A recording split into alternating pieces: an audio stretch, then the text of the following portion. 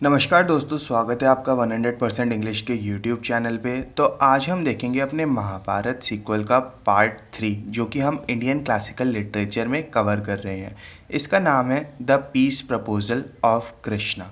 तो चलिए एक ऐसे मोमेंट की बात करते हैं और उसको समझने की कोशिश करते हैं जो महाभारत के अनेक युद्धों से पहले आया था, जहाँ एक शब्द, एक समझौता, एक सेक्रीफाइस एक महायुद्ध को रोक सकता था।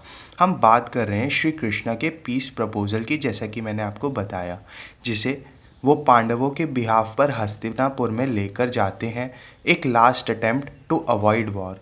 उस समय तक कंटेक्स्ट ये था कि पांडवों का वनवास, 13 साल की एग्जाइल और अज्ञातवास 1 साल फॉर इनकॉग्निटो कंप्लीट हो चुका था। उन्होंने अपना राइटफुल शेयर इंद्रप्रस्थ वापस मांगा, लेकिन दुर्योधन ने सीधे मना कर दिया। तभी कृष्णा, जो पांडवों के सखा भी थे और विष्णु के अवतार भी, स्वयं जाते हैं राज्यसभा में पीस प्रपोजल लेकर। कृष्ण कहते हैं, मैं युद्ध चाहकर नहीं आया हूँ, मैं शांति लाने आया हूँ। और ये शब्द दोस्तों इतिहास का सबसे पावरफुल पेनफुल डायलॉग्स बन जाता है। और आगे कृष्ण जी कहते हैं, वैसे ये लिटरेचर में भी काफ़ी ज़्यादा इम्पॉर्टेंट हो जाता है, क्योंकि लिटरेचर हमारे हिस्टोरिकल कंटेक्स्ट से ही आगे उजागर होती है। और जैसा कि मैं हमेशा कहता हूँ, ये समाज का एक टाइप से मिरर होती है।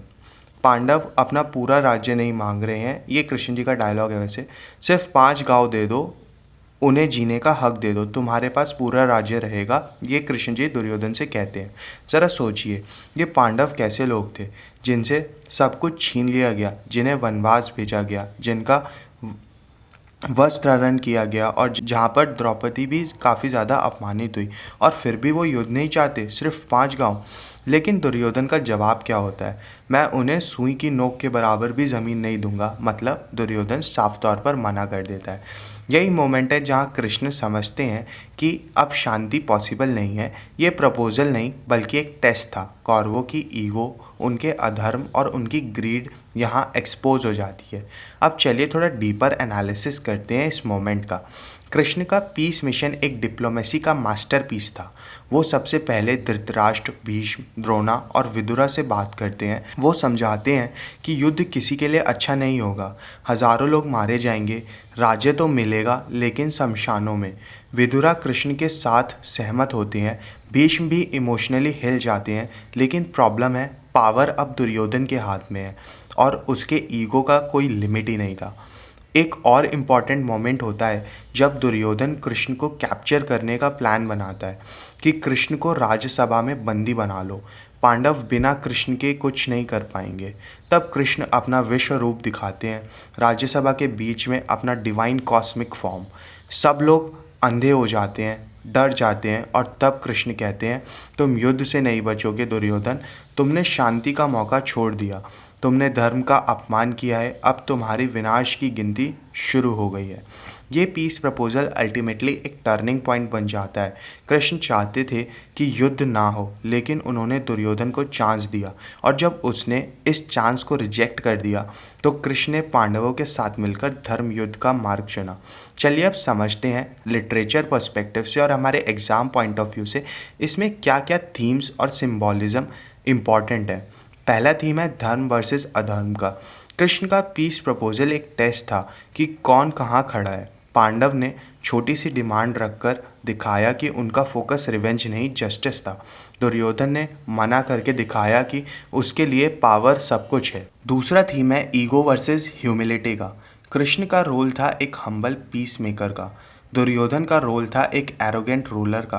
कृष्ण के वर्ड्स क्लियर थे, अगर तुम्हारी राजनीति में विनम्रता नहीं तो विनाश तय है। तीसरा थीम है डिवाइनिटी वर्सेस फ्री विल का। कृष्ण भगवान है, लेकिन वो युद्ध थोपते नहीं हैं, वो सबको मौका देते हैं, कौरवों को भी। लेकिन जब दुर्योधन चूज करता है अधर्म का पाथ, तब कृष्ण उसी पाथ पर उसे छोड़ देते हैं, बिना श्राप दिए, बिना धनुष उठाए। कृष्ण का पीस प्रपोजल इसलिए लिटरेचर, पॉलिटिकल थ्योरी और इवन मॉडर्न कन्फ्लिक्ट स्टडीज़ में डिस्कस किया जाता है, क्योंकि वो शो करता है कि ट्रू लीडरशिप क्या होती है। एक लीडर सबसे पहले शांति का प्रतिनिधि होता है। जब कृष्ण जैसे अवतार भी शांति मांगते हैं, तो ये हमें सिखाता है कि युद्ध कभी पहला ऑप्शन नहीं होना चाहिए। लेकिन जब शांति की भावना का अपमान होता है तब कृष्ण जैसे भी सुदर्शन चक्र उठा लेते हैं और महाभारत जैसा युद्ध होना तय है। तो दोस्तों, कृष्ण का पीस प्रपोजल हमें ये बताता है कि true strength is not destruction but is restraint, और जो रिस्ट्रेंट का अपमान करता है उसका विनाश निश्चित है। तो ये था हमारा पीस प्रपोजल ऑफ कृष्णा, जिसमें कि हमने कुछ इंपॉर्टेंट थीम्स भी देखे, जो कि कॉमन सी बात है, धर्म वर्सेस अधर्म, ego versus humility, divinity versus free will, जो कि हम पिछले महाभारत के चैप्टर्स में भी देखते हुए आ रहे थे। तो यहाँ पर हमारी ये यूनिट ख़त्म हो जाती है इंडियन क्लासिकल लिटरेचर की, और इसके बाद जो महाभारत का युद्ध हुआ ये तो हम सबको पता ही है। तो आपको अगर ये कृष्ण का पीस प्रपोजल अच्छे से समझ आ गया हो तो फटाफट से वीडियो को लाइक कर दो और शेयर कर दो, चैनल को सब्सक्राइब कर दो, क्योंकि 100% इंग्लिश पर आपको मिलेगा लिटरेचर से जुड़े हर एक सवाल का फुल प्रूफ सोल्यूशन।